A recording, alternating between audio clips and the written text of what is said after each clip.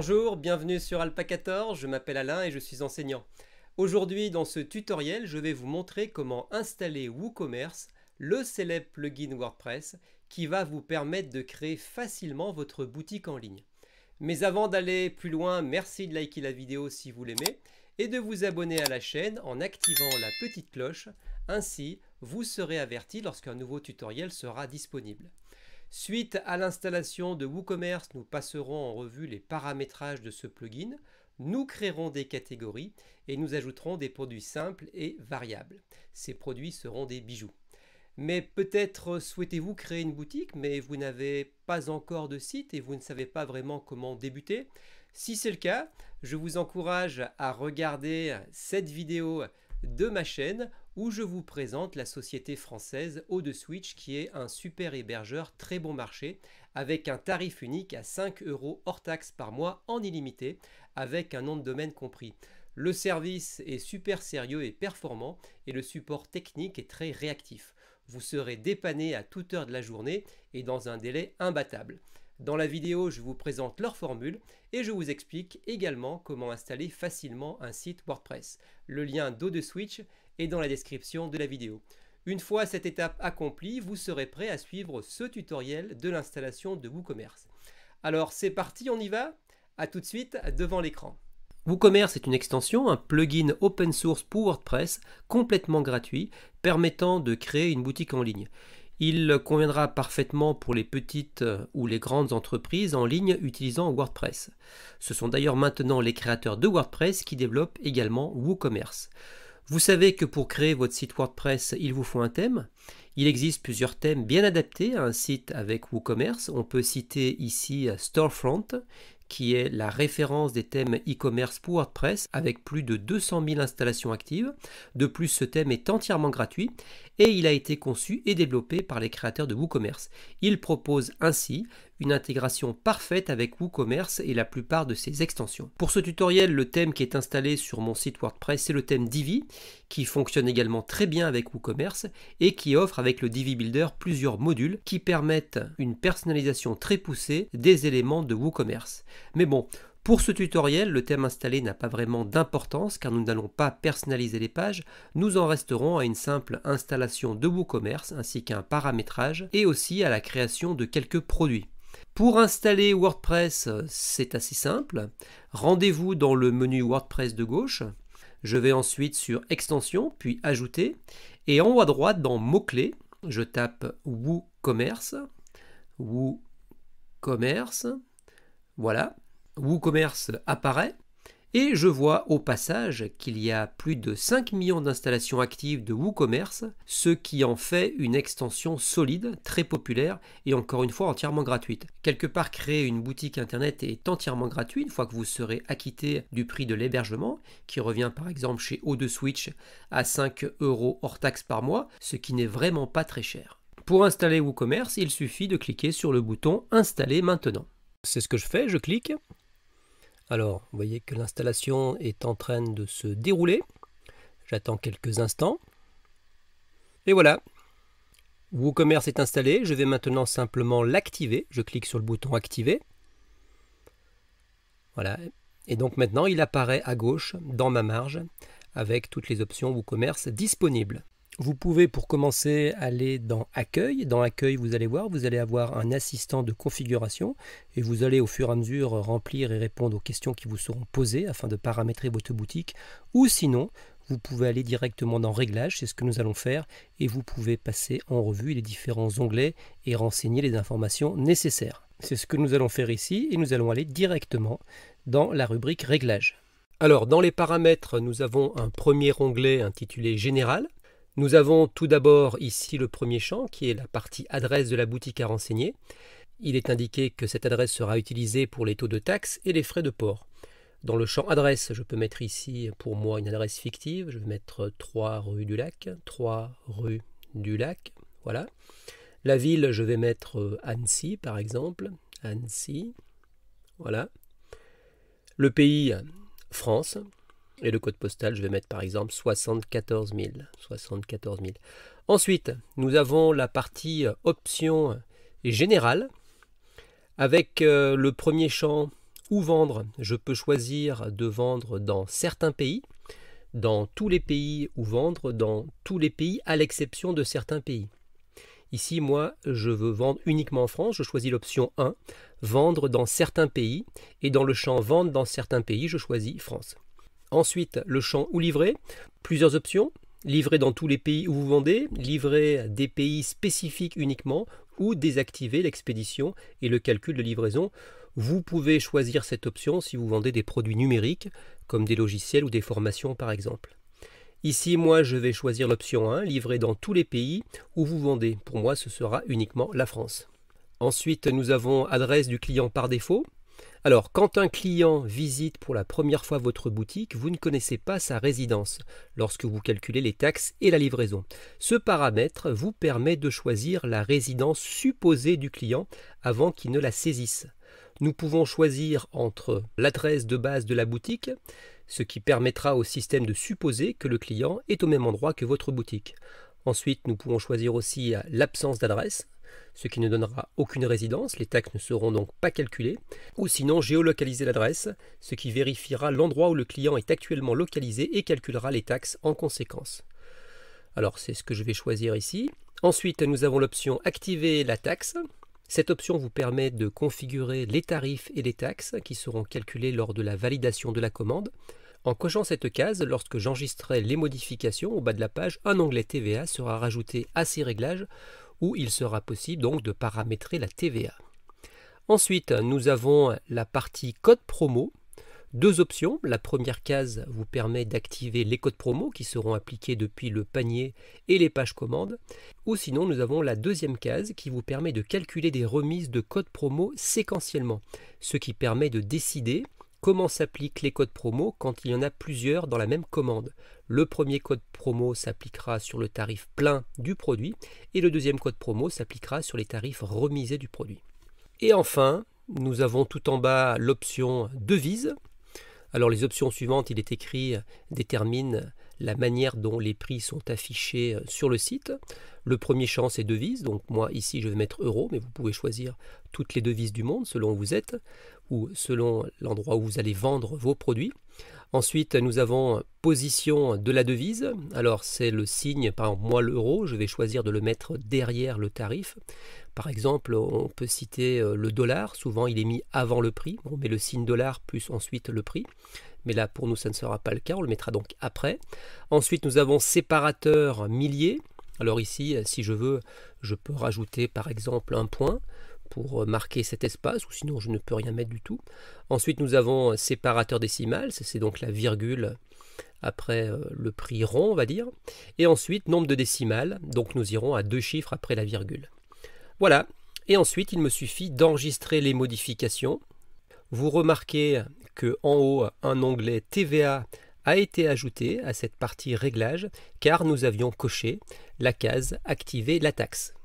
Ensuite, nous avons l'onglet produits avec 3 sous-parties, général, inventaire et produits téléchargeables.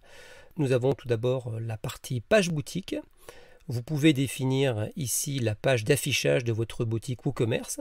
Par défaut, WooCommerce créera une page intitulée boutique.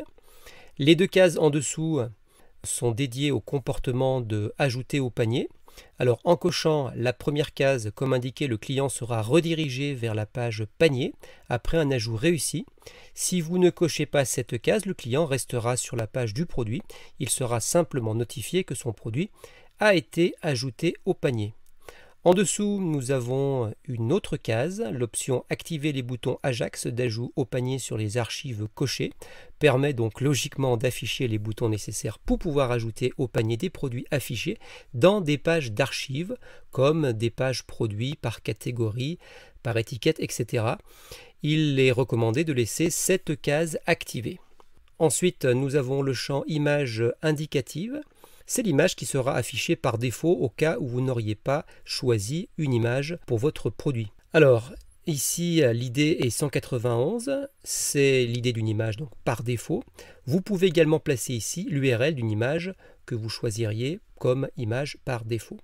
Nous avons ensuite une partie dimension pour renseigner les dimensions du produit vendu. Dans Unité, Vous avez le choix entre plusieurs unités, kilogrammes, grammes, etc. Dans ce tuto, vous verrez tout à l'heure, les produits de notre boutique seront des bijoux.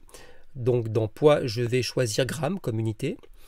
Et pour l'unité de dimension, j'ai également plusieurs choix. Je vais garder le centimètre. Enfin, nous avons une dernière partie intitulée Avis avec deux options principales, activer les avis et noter les produits.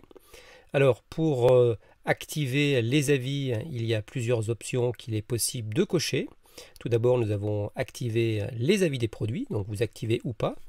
Ensuite, vous pouvez cocher la case afficher le libellé acheteur certifié sur les avis clients. Cela permet aux visiteurs de voir l'avis, que l'avis est bien réel suite à une vraie expérience client, ce qui sans doute renforcera la crédibilité de votre produit. Il est possible également de permettre les avis uniquement aux acheteurs certifiés. Dans la même idée toujours d'avoir de vraies expériences clients, il vous est possible également de cocher cette case. Enfin, à vous de voir. Alors, ensuite, notre produit avec deux cases qu'il est possible de cocher. La première, c'est activer les notes sur les avis. Et la deuxième case est la note est obligatoire pour laisser un avis. Là aussi, il semble logique de laisser activer cette case. N'oubliez pas, bien évidemment, d'enregistrer vos modifications en cliquant ici. Toujours dans cet onglet Produits, nous avons une partie Inventaire. Vous pouvez activer ou désactiver ici la gestion du stock. Dans cette case ici, vous pouvez maintenir le stock pour des commandes impayées pour X minutes. Par défaut, il est noté 60 minutes. Les cases en dessous sont des cases de notification. Elles vous permettent donc d'être notifié en cas de stock faible ou de rupture de stock. Ces notifications seront envoyées à l'email de votre choix que vous pourrez renseigner ici dans Destinataire notification. Si vous avez plusieurs emails, il vous suffira de les séparer par une virgule. En dessous, nous avons deux petits champs, un champ seuil de stock faible et seuil de rupture de stock. Donc vous voyez qu'ici, dans seuil de stock faible, par défaut, il est marqué 2 et dans rupture de stock, il est écrit 0. Ici, vous pourrez paramétrer et ainsi le système déclenchera les notifications ci-dessus par rapport aux données que vous aurez entrées. Et enfin, vous avez un dernier champ qui est le champ de format d'affichage du stock. Soit vous affichez sur votre site toujours le stock restant, soit vous l'affichez à partir d'un certain niveau, si ce stock est restreint par exemple, ou sinon vous pouvez ne jamais afficher de stock restant. Voilà pour cette partie. N'oubliez pas bien évidemment d'enregistrer vos modifications en cliquant ici. Toujours dans cet onglet Produits, nous avons une dernière partie concernant les produits téléchargeables. Nous avons tout d'abord une option relative à la méthode de téléchargement des fichiers. 3 choix sont possibles. Tout d'abord, vous pouvez choisir forcer le téléchargement. Les téléchargements des fichiers sont forcés via des instructions PHP. Cette méthode permet de protéger les fichiers contre les téléchargements directs. Les fichiers sont délivrés via PHP. Cependant, si vos fichiers sont volumineux ou si votre serveur n'est pas adapté à de gros volumes de téléchargement, des délais et des ralentissements peuvent être observés. Dans ce cas-là, il faudra mettre à niveau votre serveur. Ensuite, vous avez une autre option qui est l'option la plus sécurisée. C'est la fonction intitulée X-Accel Redirect X-Sendfile. Ici, les téléchargements sont gérés par le serveur NGINX Apache.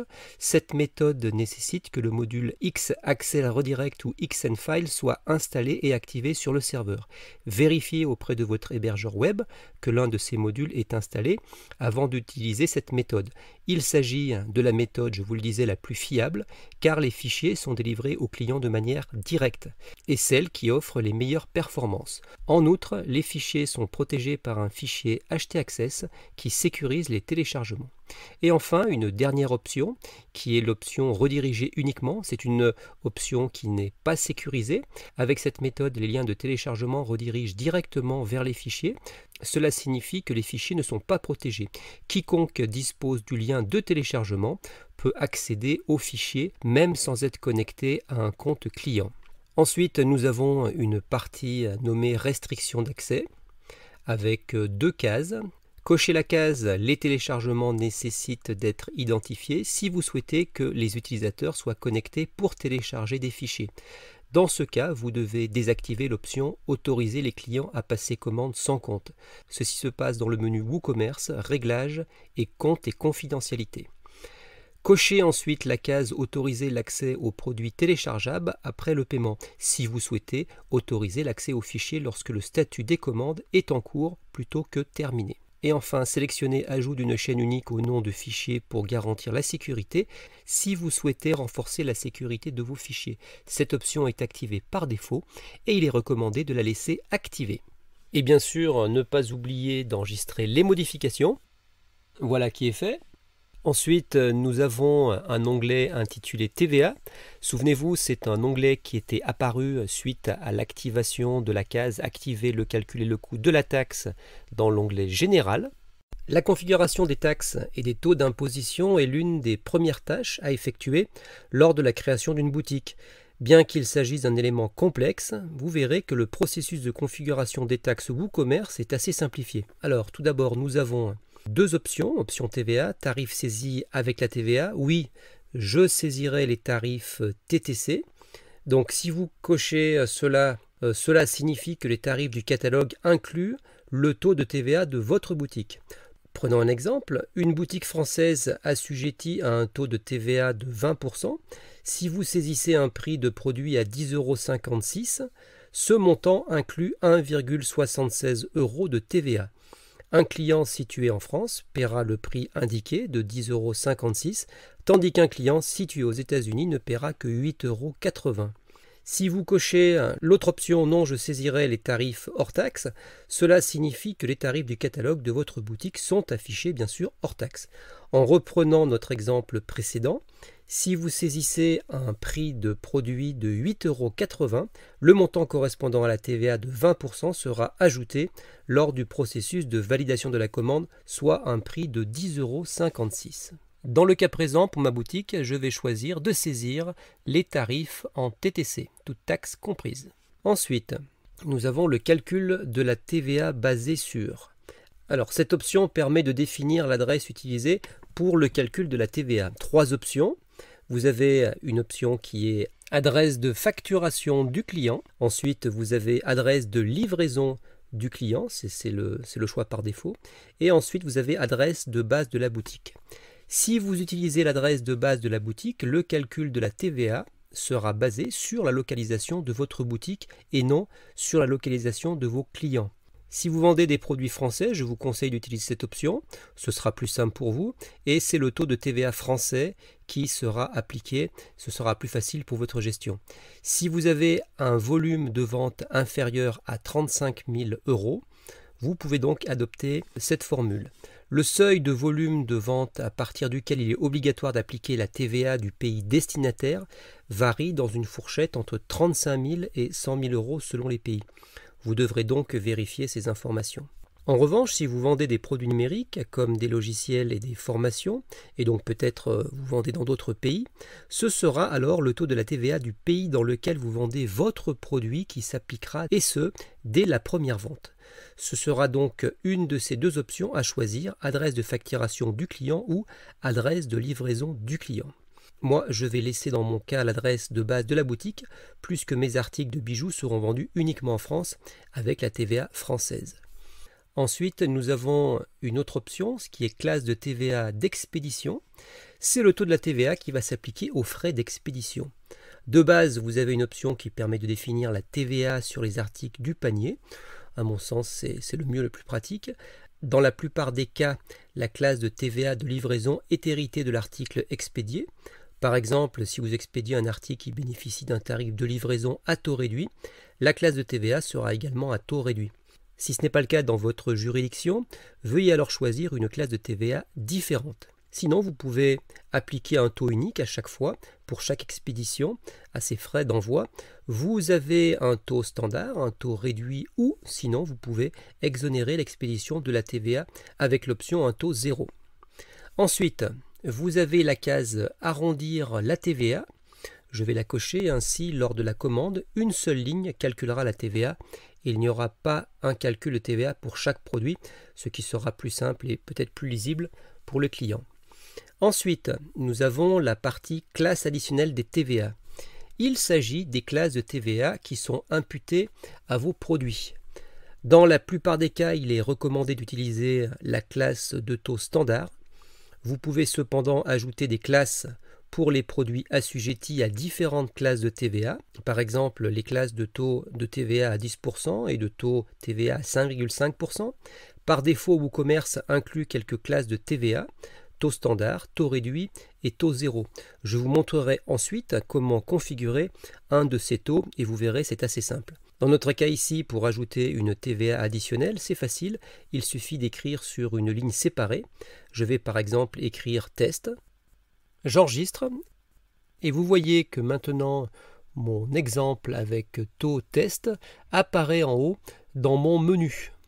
Ensuite, vous avez deux champs, affichage des tarifs dans la boutique et affichage des tarifs sur le panier et la page commande. Alors vous avez le choix entre hors taxe ou TTC. Cela dépendra de vos clients, si ce sont des particuliers ou des professionnels. Dans mon cas, ce sont des particuliers qui achèteront mes bijoux de ma boutique. Je vais donc mettre en TTC. Ensuite, vous avez le champ suffixe du prix. Cela détermine le texte à afficher après vos tarifs produits. Cela peut être par exemple un texte comme taxe incluse pour préciser votre tarification. Mais bon, à vous de voir, mieux vaut peut-être ne rien mettre. Et enfin, un dernier champ intitulé affichage des totaux de TVA. Vous avez le choix entre détaillé ou comme un total unique. Je vous conseille de mettre détaillé, ainsi vos clients verront le pourcentage et le taux de TVA détaillé sur la page de commande, sur l'email de confirmation et sur la facture, et comme cela tout sera très clair. Je n'oublie pas d'enregistrer ma page en cliquant sur le bouton enregistrer les modifications. Alors voyons maintenant comment configurer un taux de TVA. Je vais le faire qu'une fois pour les taux standards. Pour les autres taux, ce sera la même chose, c'est seulement le taux qui change. Alors, je clique sur taux standard, puis sur le bouton insérer une ligne dans le code pays. Ici, pour la France, je mets FR. C'est l'endroit où va s'appliquer la TVA. Voilà. Pour code État, code postal, ville, vous pouvez préciser, mais ce n'est pas forcément nécessaire ici. Dans pourcentage, vous mettez votre pourcentage. Ici, il s'agit du taux standard. Je vais mettre 20%. Dans nom de la taxe, je vais mettre taxe standard, produit physique. C'est simplement le nom pour l'identifier. Dans cumulable, choisissez si oui ou non il s'agit d'un taux cumulable. Les taux cumulables sont appliqués sur les autres taux de taxe.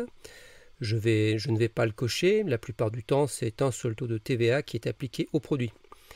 Et enfin, dans expédition, vous pouvez choisir si ce taux de TVA doit s'appliquer à l'expédition ou pas. Je vais décocher ici. Et enfin, vous enregistrez les modifications. Alors, une petite remarque à noter, si vous voulez ajouter un taux différent pour la France, par exemple, il ne faudra pas cliquer sur « Insérer une ligne ».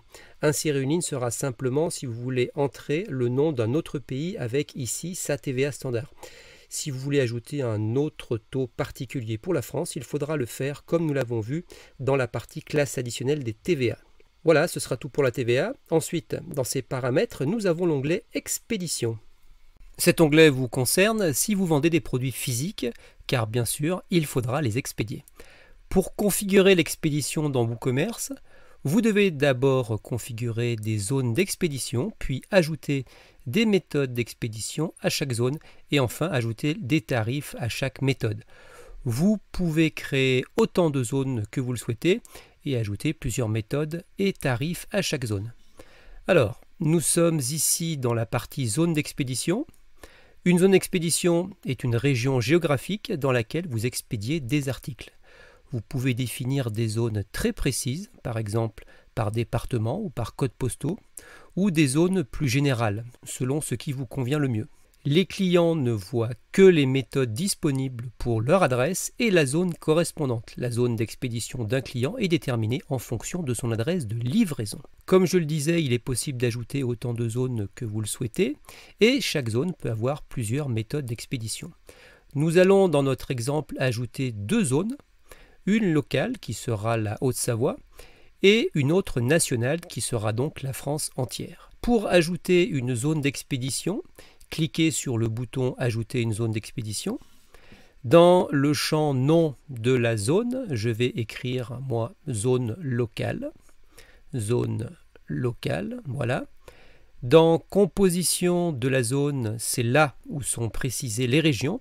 À l'intérieur de cette zone, le client sera mis en correspondance avec cette ou ces régions. Je vais choisir France.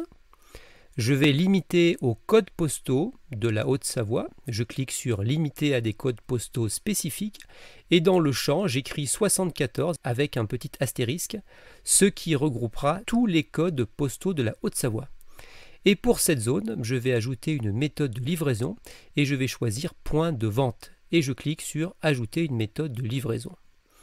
Je peux ajouter un autre mode de livraison pour la Haute-Savoie.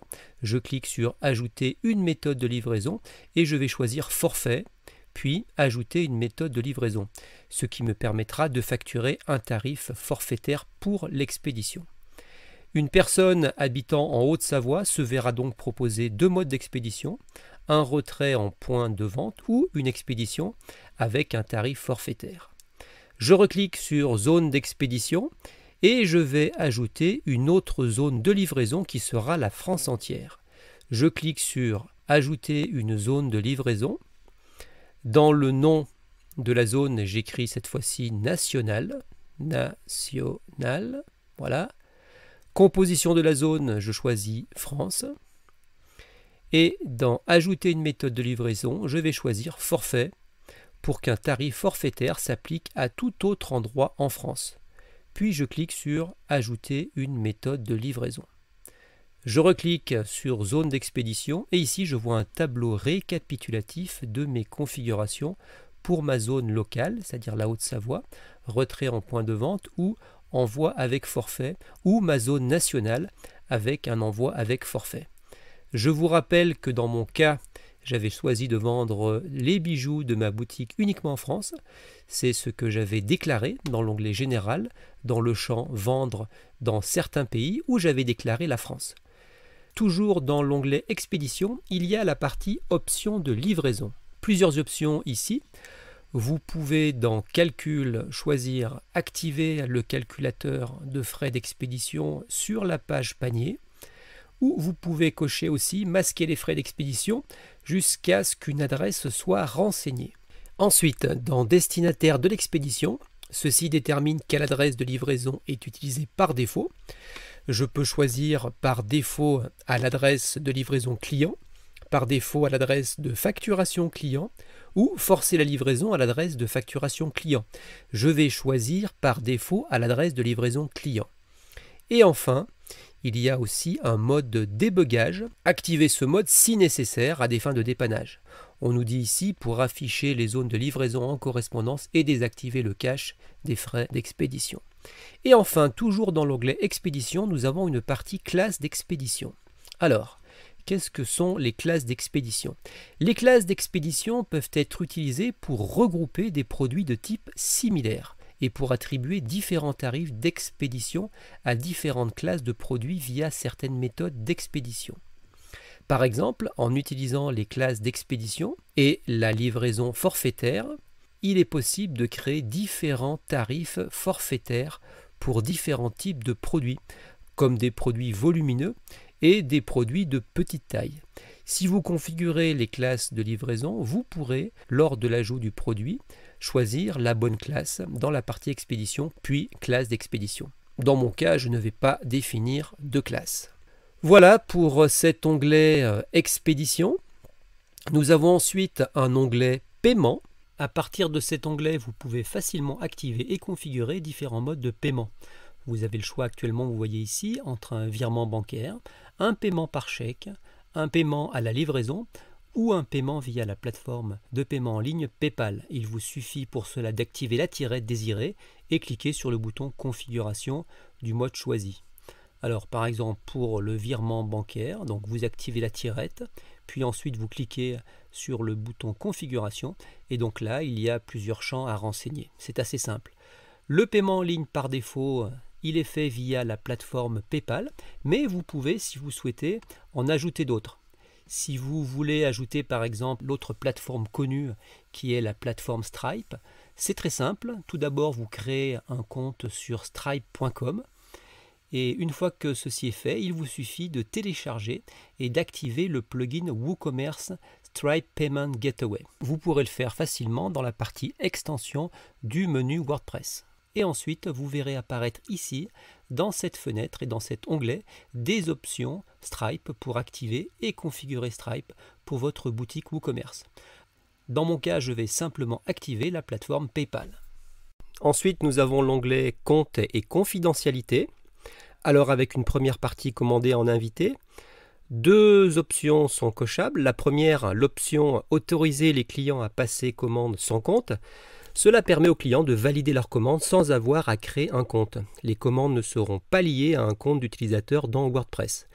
Ensuite, vous avez une autre option intitulée autoriser les clients à se connecter à un compte existant pendant le processus de paiement. Cette option permet d'afficher un formulaire de connexion et un message guide sur la page de validation de commande si le client n'est pas déjà connecté. Nous avons ensuite une autre partie création de compte avec 4 cases qu'il est possible de cocher. La première vous permet d'autoriser ou non les clients à créer un compte au cours de la validation de commande. La deuxième vous permet d'autoriser ou non les clients à créer un compte sur la page Mon compte. La troisième case, lors de la création d'un compte, générer automatiquement un identifiant pour les clients à partir de leur nom ou de leur adresse de messagerie. Si cette option est désactivée, une zone de saisie permettra aux clients de créer leur propre identifiant. Et enfin, une dernière case pour cette partie qui est intitulée « Lors de la création d'un compte, générer automatiquement un mot de passe pour le compte ». Si cette option est désactivée, une zone de saisie permettra aux clients de créer leur propre mot de passe. Une petite remarque, une notification permet aux clients de vérifier la robustesse de leur mot de passe, mais ils peuvent bien évidemment choisir n'importe quel mot de passe.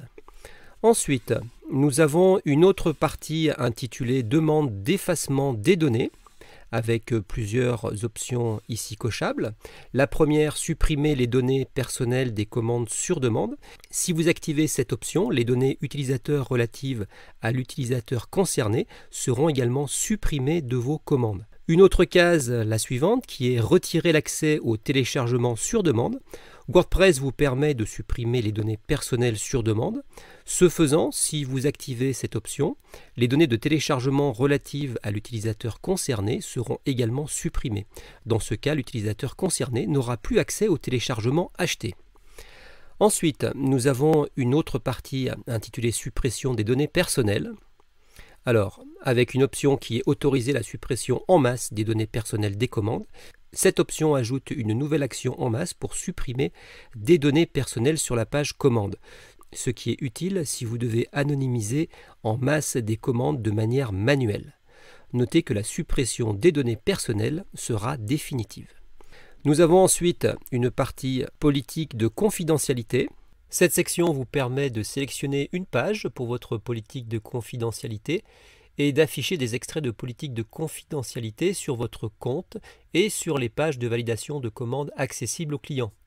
En cliquant ici sur page de politique de confidentialité, vous pouvez créer une nouvelle page en cliquant sur ce bouton créer ou choisir et sélectionner une page de votre site qui servira de politique de confidentialité pour votre boutique.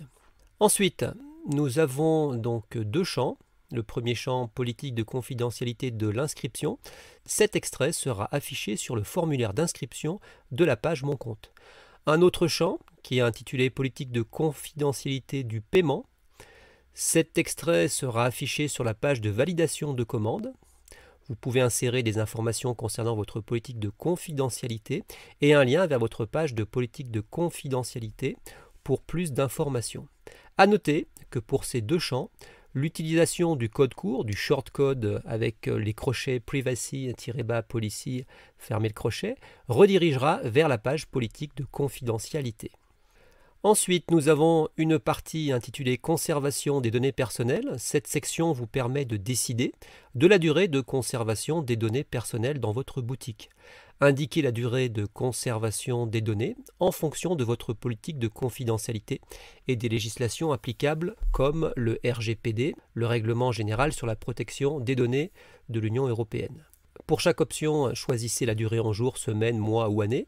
Laissez les options vides pour conserver des données de manière indéfinie. Actuellement, tout est réglé sur ND non défini. Vous pouvez donc intervenir sur les options suivantes, à savoir conserver des comptes inactifs. Les comptes inactifs sont des comptes dont les utilisateurs ne sont pas connectés et n'ont pas passé de commande pendant la durée spécifiée. L'autre option est conserver les commandes en attente. Les commandes en attente sont les commandes impayées ou abandonnées qui ne doivent pas être exécutées. Les commandes échouées sont les commandes impayées ou abandonnées qui ne doivent pas être exécutées. Vous pouvez aussi intervenir sur l'option conserver les commandes annulées. Les commandes annulées sont les commandes volontairement annulées par l'administrateur ou le client ou dont le délai d'attente de paiement est expiré. Et enfin, conserver les commandes terminées. Les commandes terminées sont les commandes qui ont déjà été exécutées. Cliquez ensuite sur enregistrer les modifications pour sauvegarder vos réglages.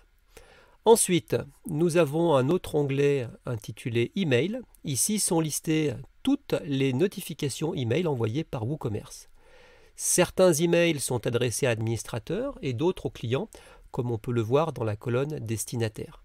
Les emails sont prêts et déjà rédigés par le système. Cependant, si vous voulez modifier un de ces emails pour le personnaliser, il vous suffit de cliquer sur le bouton Gérer de l'email correspondant. Par exemple, pour l'email de la commande terminée, en cliquant sur le bouton Gérer, voilà, je peux modifier par exemple le sujet de l'email, l'entête et le contenu additionnel, etc. Ensuite, dans les parties options de l'email de l'expéditeur et modèle de l'email, c'est ici que vous allez pouvoir un peu personnaliser l'email envoyé. Alors vous allez pouvoir personnaliser le nom de l'expéditeur, l'adresse de l'expéditeur, et dans modèle d'email, vous pouvez modifier l'image d'entête, le texte de pied de page, ainsi que les différentes couleurs, la couleur de base, la couleur d'arrière-plan, la couleur du fond du body et la couleur du corps de texte. Voilà, et enfin, n'oubliez pas d'enregistrer les modifications au bas de cette partie. Ensuite, nous avons un onglet Intégration. WooCommerce permet aux propriétaires de boutiques de géolocaliser automatiquement les clients et d'afficher les taux de taxes de vente et les méthodes d'expédition correspondant à leur emplacement. Pour déterminer l'emplacement exact d'un client, WooCommerce utilise une intégration avec la solution géolocalisation MaxMind. Pour configurer l'intégration avec MaxMind, il faut tout d'abord, dans l'onglet Général, choisir dans l'option Adresse du client par défaut, choisir Géolocalisation. Après avoir activé la géolocalisation, vous devez créer un compte MaxMind, puis entrez ici la clé de licence MaxMind. Et n'oubliez pas d'enregistrer vos modifications. Ensuite, nous avons un dernier onglet intitulé Avancer. Nous avons une première partie intitulée Installation des pages. Certaines pages doivent être définies pour que WooCommerce sache où envoyer les utilisateurs pour commander. Alors lors de l'utilisation de WooCommerce, toutes ces pages ont été créées, panier, validation de commande, mon compte. Normalement, vous voyez qu'elles ont été aussi configurées. Donc il n'est pas nécessaire vraiment de modifier. Cela dit, si vous voulez attribuer une page différente pour la page panier, c'est ici que ça se passe. Alors la page panier, cette page affiche les articles du panier de vos clients. Vous avez aussi la page de validation de commande. Cette page est celle où vos clients saisissent leurs informations de paiement et valident leurs commandes. Vous avez la page Mon compte. Cette page permet aux clients enregistrés de consulter leurs commandes ou de mettre à jour les détails de leur compte.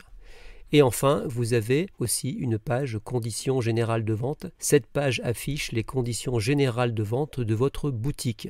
Pour utiliser une page de conditions de vente, c'est assez simple. Vous pouvez créer une nouvelle page dans Page puis Ajouter, puis sélectionner la nouvelle page créée depuis la liste déroulante ici. Les conditions générales de vente sont affichées lors du processus de validation de commande. Si vous définissez une page conditions générales de vente, il sera demandé au client de les accepter en cochant une case lors de la validation de la commande. Alors, il n'est pas obligatoire d'utiliser les pages installées par WooCommerce, mais il est impératif de définir une page pour la page panier et pour la page de validation de commande. Sinon, vos clients seront dans l'incapacité d'acheter et de payer vos produits. Ces pages sont généralement créées et définies, comme je vous le disais, lors de l'installation et de la configuration de WooCommerce. Ensuite, nous avons une partie intitulée Points de terminaison de validation de commande. Les terminaisons sont ajoutées ici à vos URL de page pour traiter des actions spécifiques pendant le processus de commande et aussi pour traiter des actions spécifiques sur les pages du compte. Ces terminaisons doivent être uniques. Je vous conseille de laisser ces réglages tels quels et de ne rien toucher. N'oubliez pas ensuite de cliquer sur Enregistrer les modifications. Toujours dans l'onglet Avancé, je vois qu'après la partie Installation des pages, il y a une partie intitulée API REST. Alors, depuis cette page, vous pouvez créer des clés API connectées à l'API REST WooCommerce. Cette API est destinée plutôt aux développeurs. Vous pouvez l'activer pour accéder aux données de votre boutique en dehors de WordPress. Ensuite, nous avons une partie crochet web. Alors rapidement, les crochets web sont des notifications d'événements envoyés à une URL de votre choix. Ils peuvent être configurés pour déclencher des événements qui engendrent un comportement sur un autre site.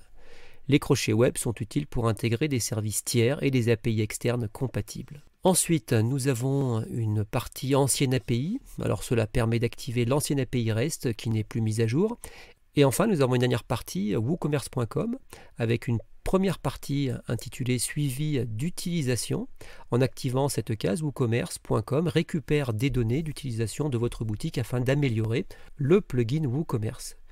Nous avons enfin une dernière partie intitulée Suggestions de la place de marché. En activant cette case, WooCommerce vous présentera des suggestions qui pourront être utiles pour votre boutique. Et n'oubliez pas de cliquer sur le bouton Enregistrer les modifications pour sauvegarder vos paramètres. Une fois WooCommerce paramétré, la chose suivante à faire, c'est d'uploader vos images des produits de votre boutique. Afin de gagner du temps, je vous recommande de télécharger l'ensemble de vos images dans la partie Médias du menu de gauche de WordPress. Mais avant de faire cela, vos images devront être préparées et optimisées en termes de taille et de poids afin que les pages de votre boutique se chargent rapidement et ne soient pas pénalisées dans leur référencement. Vos images ne devront pas dépasser 100 kilooctets, en dessous de 80 c'est mieux, et devront avoir une taille d'au moins 800 pixels de large. Pour optimiser vos images, je vous recommande le site tinypng.com où vous pouvez optimiser vos images par groupement de 20 au maximum. Je mettrai le lien dans la description de la vidéo. Sinon, vous pouvez utiliser le plugin TinyPNG qui optimisera automatiquement vos images WordPress au format JPEG, WebP ou PNG. De plus, il est précisé que ce plugin est compatible WooCommerce. Les formats JPEG ou WebP sont à privilégier, voire le format PNG dans certains cas. Pour l'image présentée principale de vos articles, il est intéressant et très esthétique d'avoir des images sans arrière-plan afin que vos articles ressortent bien. Si vous ne savez pas comment obtenir une image sans fond, je vous invite à regarder ce tutoriel de ma chaîne YouTube où je vous explique comment faire cela facilement. Alors, pour importer mes images de manière groupée, je clique dans mon menu de gauche WordPress sur Médias, puis sur Ajouter. Je clique ensuite sur le bouton Sélectionner des fichiers. Ma fenêtre s'ouvre et je sélectionne tous mes fichiers. Vous voyez au passage que j'ai préparé pas mal d'images sans fond. Et maintenant, il me suffit de cliquer sur Ouvrir et mes images commencent à se charger, ce qui va prendre quelques instants, selon la vitesse de votre connexion Internet. Mes images sont maintenant entièrement téléchargées, on peut le voir ici. Si maintenant je clique sur Médias, je vois tous les aperçus de mes images. Alors maintenant que nous avons téléchargé nos médias, nos images, nous allons créer des catégories. Alors à quoi servent les catégories? Les catégories vont être pratiques pour la navigation de vos clients, ils vont ainsi pouvoir facilement se repérer. Les catégories servent à hiérarchiser les produits dans votre boutique. Une catégorie est un élément descriptif des produits. C'est aussi un élément que l'on peut classer par ordre, c'est-à-dire définir une ou plusieurs catégories d'en-tête et attribuer à chacune une ou plusieurs sous-catégories, et ce sans limite de profondeur. Comme je vous l'ai dit, et comme vous l'avez constaté par les photos uploadées, il s'agit dans mon cas d'une boutique en ligne de bijoux.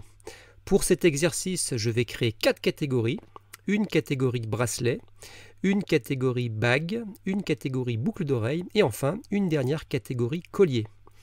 Pour ajouter des catégories, vous pouvez le faire en allant dans le menu de gauche sur Produits, puis Catégories.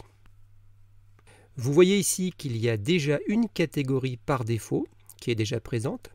Il n'est pas possible de la supprimer. C'est la catégorie non classée. Un produit qui n'aurait pas de catégorie définie se retrouverait donc dans cette catégorie. Pour créer une catégorie, c'est très simple. Vous écrivez son nom. Dans nom, pour ma première catégorie, je vais donc écrire bracelet. Bracelet.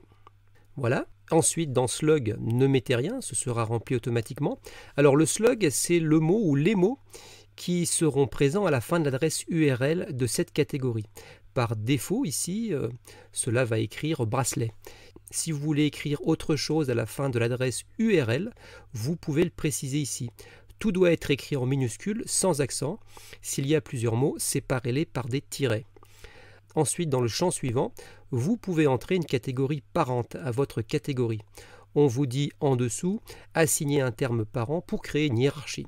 Par exemple, le terme jazz serait le parent de bebop et big bang. Ici, je ne mettrai rien dans mon cas, donc je choisis aucun.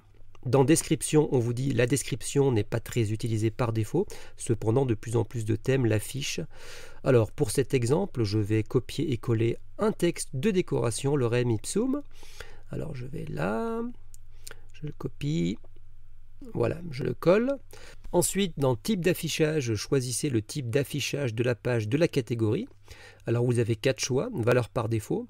Si vous choisissez cette première option, cela va utiliser la valeur par défaut de votre thème. Si vous choisissez produit, cela affiche uniquement les produits. Si vous choisissez sous-catégorie, cela affiche uniquement les sous-catégories. Et si vous choisissez les deux, cela affiche logiquement les produits et les sous-catégories. Dans mon cas, je vais choisir ici d'afficher uniquement les produits. Je peux en dessous ajouter une miniature pour cette catégorie en cliquant sur le bouton téléverser ajouter une image. Alors je le fais. Je peux choisir par exemple cette image-ci, voilà, et je clique sur utiliser cette image. Et je clique sur ajouter une catégorie.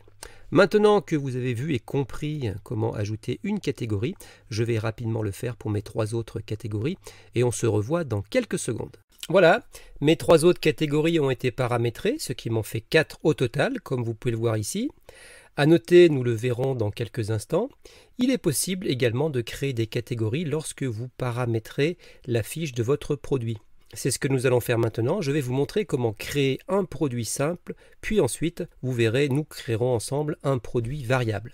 Alors, pour créer un produit, pour cela, je me rends dans le menu WordPress de gauche, dans Produits, puis Ajouter. Voilà. Alors, dans cette nouvelle page, tout d'abord, je vais ajouter le nom de mon produit.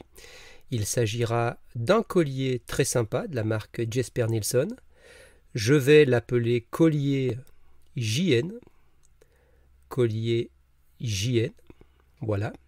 Ensuite, dans Description, je vais mettre un texte de décoration lorem ipsum que je vais aller prendre sur l'autre page, ici, sur ce site. Alors, je le copie. Voilà.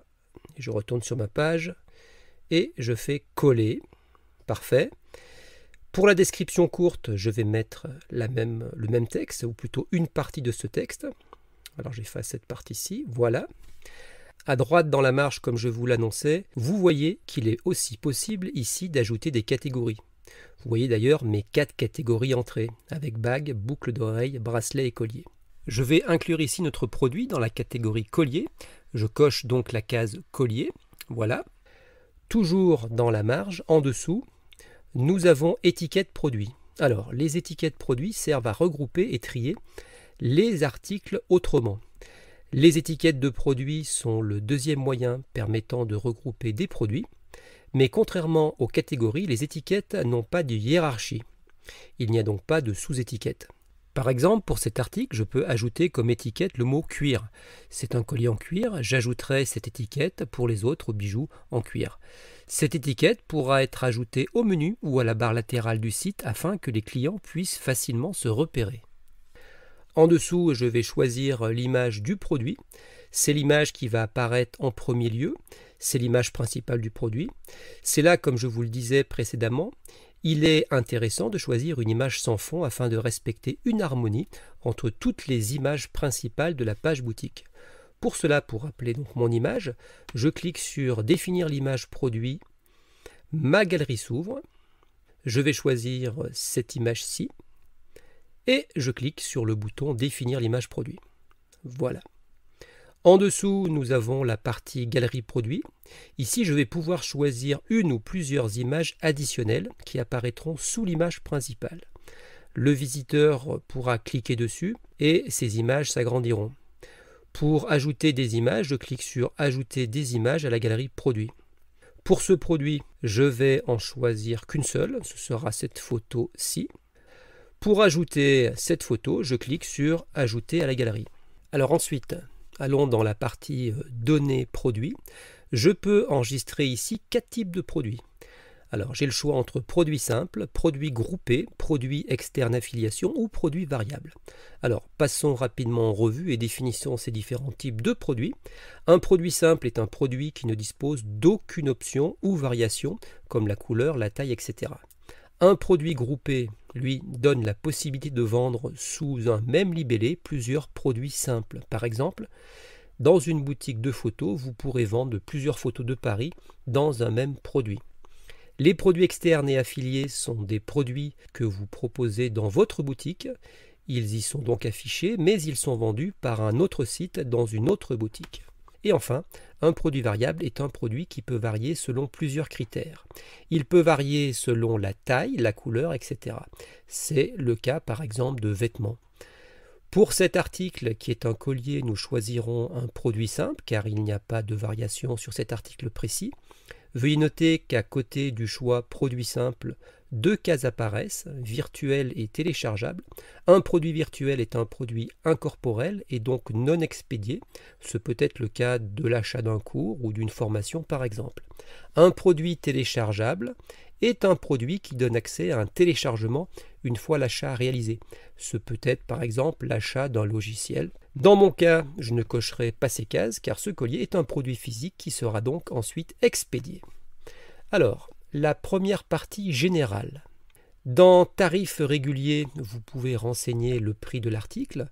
Pour mon collier Jesper Nilsson, nous allons mettre 50 €. En dessous, si vous souhaitez appliquer une promotion, vous pouvez renseigner l'espace tarif promo. Ainsi, sur la fiche produit, le tarif régulier sera barré, laissant apparaître le tarif promotionnel. En cliquant sur Planifier, vous pouvez définir une fourchette dans le temps durant laquelle votre prix promotionnel sera actif. Dans Date de la promo du, entrez votre date, au, entrez la date qui clôturera cette période de promotion. Ensuite, toujours dans Général, nous avons 2 champs relatifs à la TVA. Le calcul de la TVA que nous avions, je vous le rappelle, activé en cochant la case Activer la taxe de l'onglet Général de la partie Réglages de WooCommerce, ce qui avait fait apparaître l'onglet TVA et ces réglages que nous avions passés en revue.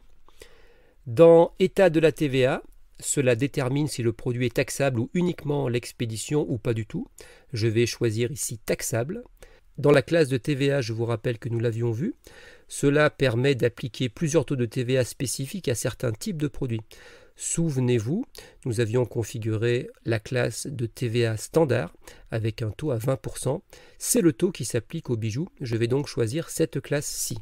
Ensuite, dans rubrique inventaire, il y a l'UGS, qui est l'unité de gestion du stock. Cette unité correspond à une référence unique pour chaque produit disponible dans votre boutique. Elle permet au vendeur et parfois à l'acheteur d'identifier un produit et de le retrouver plus facilement. Je vais écrire ici collier JN. Voilà. Vous avez en dessous l'état du stock, 3 options en stock, rupture de stock et en réapprovisionnement. Vous pouvez en cochant ici activer la gestion du stock au niveau produit. Vous pouvez donc définir ici la quantité du stock. Et à chaque fois qu'un client fera un achat du produit, il sera soustrait automatiquement à cette quantité. Nous allons mettre ici par exemple 10. Vous pouvez définir ensuite ici le seuil de stock faible et quand ce seuil sera atteint, vous recevrez une notification. Nous pouvons mettre ici 2. Vous pouvez autoriser les commandes en réapprovisionnement, c'est-à-dire que vous pouvez vendre un article alors que vous ne l'avez pas en stock. Donc 3 options sont disponibles, ne pas autoriser, autoriser mais avec notification client ou autoriser. Dans mon cas, je vais choisir ne pas autoriser. Vous pouvez, si vous le souhaitez, activer l'option Vendre individuellement. Ce sera le cas où vous auriez un exemplaire unique de l'article que vous vendez, comme par exemple un tableau d'art, ce qui n'est pas le cas ici. Nous avons ensuite la rubrique expédition. Nous pouvons choisir ici le poids. Nous allons mettre, mettons, 200 grammes. La dimension, nous laisserons vierge dans notre cas. Ensuite, vous pourrez choisir une classe d'expédition qu'au préalable vous aurez définie, comme nous l'avons vu dans la dernière partie de l'onglet expédition de la partie réglage de la boutique. Je vous rappelle que les classes d'expédition peuvent être utilisées pour regrouper des produits de type similaire et pour attribuer différents tarifs d'expédition à différentes classes de produits via certaines méthodes d'expédition. Par exemple, en utilisant les classes de livraison et la livraison forfaitaire, il est possible de créer différents tarifs forfaitaires pour différents types de produits, comme des produits volumineux ou des produits de petite taille. Ce ne sera pas le cas pour nous, je choisis donc pas de classe d'expédition. En dessous, nous avons la rubrique produits liés, avec deux options. Tout d'abord, vous pouvez entrer ici des produits suggérés.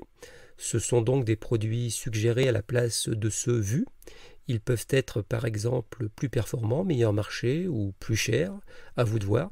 Ces produits apparaissent sur la fiche produit. Vous avez en dessous l'option vente croisée. Vous pouvez également entrer ici des produits. Les ventes croisées sont des produits que vous mettez en avant dans le panier, basés sur le produit actuel.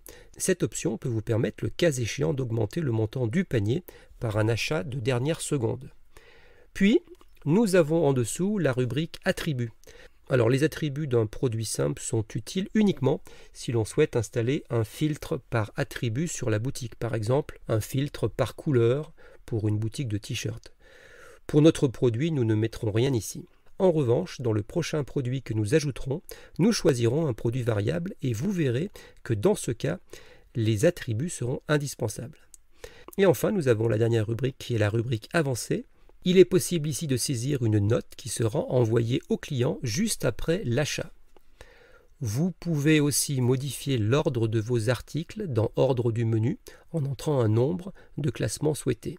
Vous pouvez également le faire dans le menu de gauche en allant dans WooCommerce Produits, tous les produits et en choisissant l'option Tri et en faisant des glissés-déposés. Donc c'est un autre moyen de gérer le classement de vos produits.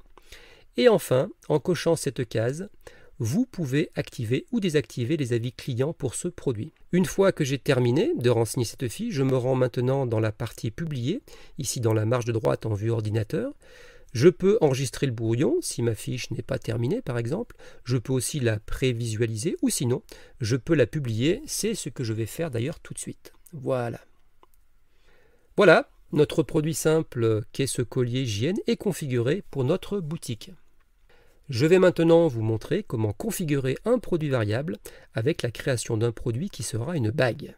Cette bague va varier de deux manières différentes, de par le matériau, or jaune ou or rose, et aussi de par la taille, plutôt le diamètre. Pour l'exercice, nous choisirons petit, moyen et grand. J'ajoute rapidement le titre, donc je vais l'appeler bague émeraude JN, bague émeraude JN, voilà. Pour la description, je colle le texte décoration que j'ai dans le cache. Voilà. Pareil pour la description courte, en supprimant une partie. Voilà. Dans catégorie, nous sommes dans la catégorie bague, donc je coche la case bague. Dans étiquette produit, je peux mettre émeraude par exemple comme étiquette. Je pourrais, si je veux, ajouter d'autres étiquettes comme or rose ou or jaune. Des recherches pourront être faites selon ces critères, mais on va laisser ici simplement émeraude. Ça ira très bien. Ensuite, je vais définir l'image de produit. Je clique sur définir l'image produit. Ma galerie s'ouvre et je choisis une des images de mon produit. Je vais choisir voilà, la version or jaune. Voilà. Et dans Galerie produit, je vais mettre d'autres versions de la bague. La version or rose que voici. Voilà. Voilà. Comme ceci. Ensuite, dans Données produits, je vais ici choisir produit variable. Alors, dans la partie générale, état de la TVA, comme pour l'autre produit, je choisis taxable. Et pour la classe de TVA, je choisis standard pour ma TVA à 20% que j'avais paramétré auparavant. Dans gérer le stock pour l'unité de gestion de stock UGS, je marque bag-emerald, bag-emerald, voilà. Je coche gérer le stock. Dans quantité, je vais mettre 20 par exemple. Voilà. Ne pas autoriser ici les commandes en réapprovisionnement. Voilà, je vais laisser comme ça. Et pour le seuil de stock faible, je laisse à 2. Voilà. Et vendre individuellement, donc là je choisis non. Dans expédition, pour le poids, je vais mettre, disons 200 grammes. Voilà. Dans dimension, je ne mets rien. Classe d'expédition, pas de classe d'expédition définie. Produit suggéré, vente croisée, pour l'instant, je ne vais rien mettre, je vais laisser vierge. Je verrai éventuellement plus tard. Dans attributs, c'est là que nous allons intervenir. Alors, nous allons faire varier ici le type de bague selon le matériau et la taille, donc du diamètre de la bague. Alors, je clique sur ajouter. Dans nom, je vais marquer bague Emerald JN. Bague Emerald JN. Voilà. Dans valeur, je vais marquer or jaune et or rose. Il est indiqué que ces attributs doivent être ici séparés par une barre verticale. Alors, en avant, or jaune, voilà, je sépare par la barre verticale, je colle, et or rose, voilà. Je coche aussi la case visible sur la page produit et aussi utiliser les variations. Et je clique sur enregistrer les attributs. J'ajoute un autre attribut pour la bague qui sera la taille du diamètre. Donc dans nom, j'écris taille. Dans valeur, pour l'exercice, je vais marquer pour le diamètre de la bague petit, alors séparé par le trait vertical, moyen et grand. Voilà, alors ce ne sont sans doute pas des critères très précis qui sont utilisés ici pour une bague, j'imagine que c'est autre chose, mais bon, pour notre exercice, ces 3 critères suffiront. Je coche ensuite les 2 cases visibles sur la page, produit utilisé pour les variations, et je clique pour finir sur le bouton enregistrer les attributs. Je vais ensuite dans la partie suivante, qui est la partie variation. Ici vont être générées toutes les combinaisons, les variations possibles de notre produit, et on pourra ainsi notamment attribuer un prix précis à chaque combinaison. Par exemple, la combinaison bague Emerald JN or jaune, diamètre petit, ou alors bague Emerald JN or jaune, diamètre grand. Donc, dans cette partie variation, pour cela, je clique sur créer des variations pour tous les attributs et je clique sur le bouton aller. Un message de confirmation me demande que je confirme pour lier toutes ces variations. Alors je clique sur OK et je vois que 6 variations ont été créées. On le voit ici, je clique sur OK. Il me suffit ensuite de compléter la fiche pour chaque produit de chaque variation. Je vais le faire pour cette première fiche, qui est celle de la combinaison bague or jaune, taille diamètre petit.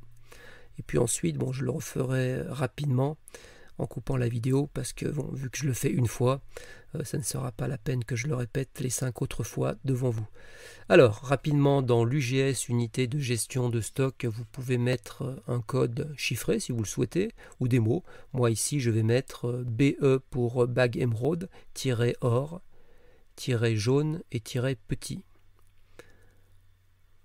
Voilà, comme ceci. Je clique sur le pictogramme de l'image pour associer à cette fiche une image du produit. Donc je choisis mon image.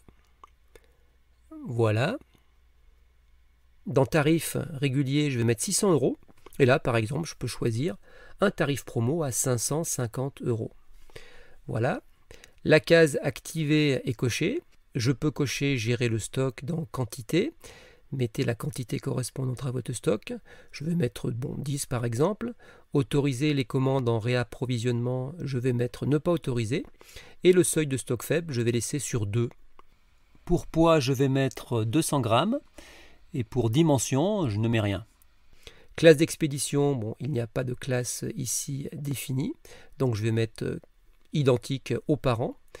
Classe TVA, je choisis standard. Et dans description, vous pourrez mettre ici la description de votre article. Moi, je vais mettre du texte de décoration que je vais aller vite rechercher sur mon site. Alors, je vais là. Voilà, je copie. Voilà, je reviens. Et je colle. Voilà. Alors maintenant, ce que je vais faire comme annoncé, je vais rapidement faire la même chose pour les 5 autres variations et je vous donne rendez-vous dans quelques secondes. Comme vous le constatez, j'ai pu compléter les fiches pour chacune des variations de la page. La fiche de mon produit variable est donc maintenant terminée. Maintenant que vous avez vu et que vous avez compris comment paramétrer un produit simple et un produit variable, je vais faire de même maintenant pour tous les autres produits de ma boutique et je vous donne rendez-vous dans quelques minutes. À tout de suite. Voilà, j'ai pu étayer ma boutique en y ajoutant quelques produits.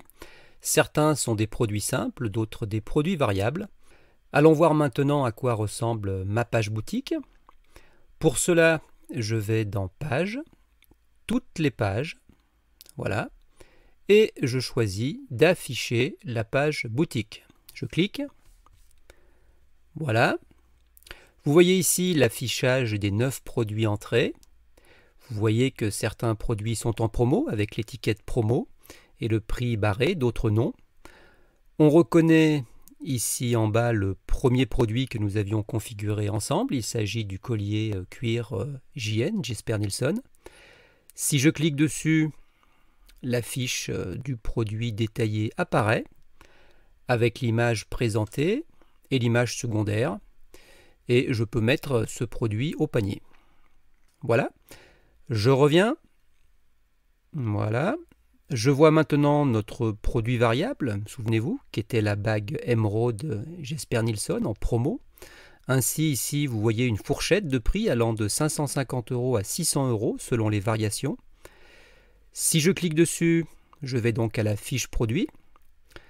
Voilà, je peux choisir le modèle que je souhaite selon les attributs, c'est-à-dire matériaux, or jaune ou or rose, et la taille, petit, moyen, grand.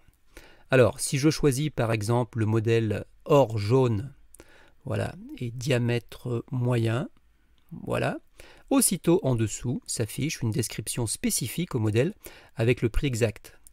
Je vois également le stock disponible et je peux l'ajouter au panier. Vous voyez au passage qu'en dessous, nous voyons le code UGS, d'unité de gestion du stock, la catégorie, bague, et l'étiquette émeraude que j'avais ajoutée. Si je clique sur ajouter au panier, voilà, on voit en haut un bandeau bleu m'indiquant que l'opération a bien été réalisée et que donc ce produit a été placé dans le panier. Voilà, alors je vais revenir sur la page des articles de la boutique. Nous y sommes. Alors, on peut dire que pour l'instant cette boutique n'est pas complètement achevée. Elle est telle que le système WooCommerce la crée lorsqu'on ajoute des produits. On voit ici que la barre latérale n'est pas configurée. Il y a des informations relatives plutôt à un blog et non à une boutique. Il faudra donc configurer cette partie-ci. Vous voyez aussi que dans le menu, les pages créées par WooCommerce comme la page boutique ou la page Mon compte n'apparaissent pas.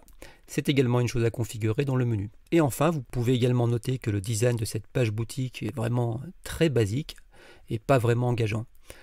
Ceci peut être facilement changé en installant par exemple Divi, le Divi Builder d'Eleganteam. Ce constructeur de page aux possibilités de design très fines et très poussées vont vraiment métamorphoser l'esthétique de cette page. Bref, je vous montrerai et nous modifierons dans une prochaine vidéo tous ces éléments décrits ci-dessus pour parvenir à une page boutique super fonctionnelle, engageante et au look vraiment très pro. Si vous ne connaissez pas Divi, je vous invite à l'utiliser car c'est vraiment un super produit qui va vous permettre d'éditer facilement, visuellement et directement sur votre page tous les éléments de votre boutique et également des autres éléments des autres pages de votre site. Si vous décidez d'acheter une licence Divi, vous trouverez un lien dans la description de la vidéo qui vous fera profiter d'une réduction sympa de 20%. Voilà. Enfin, une petite parenthèse pour terminer, si vous avez apprécié les bijoux présentés lors de ce tutoriel, ce sont des bijoux issus de la collection Jesper Nilsson. Ma femme est revendeuse de cette marque scandinave. Je placerai le lien de la boutique. Allez faire un tour, il y a vraiment des bijoux très sympas au design original. Je placerai également un lien qui vous permettra d'accéder gratuitement et sans engagement au club VIP. Ainsi, vous pourrez bénéficier d'une réduction à vie de moins 15% sur tous les articles de la marque Jesper Nilsson. J'espère que cette vidéo a pu vous aider et vous a appris des choses. Si c'est le cas, merci de laisser un petit pouce et de vous abonner à la chaîne Alpa14 en activant la petite cloche. Ainsi, vous serez averti lorsqu'un nouveau tutoriel sera mis en ligne. J'espère vous revoir bientôt, mais d'ici là, prenez bien soin de vous. Ciao!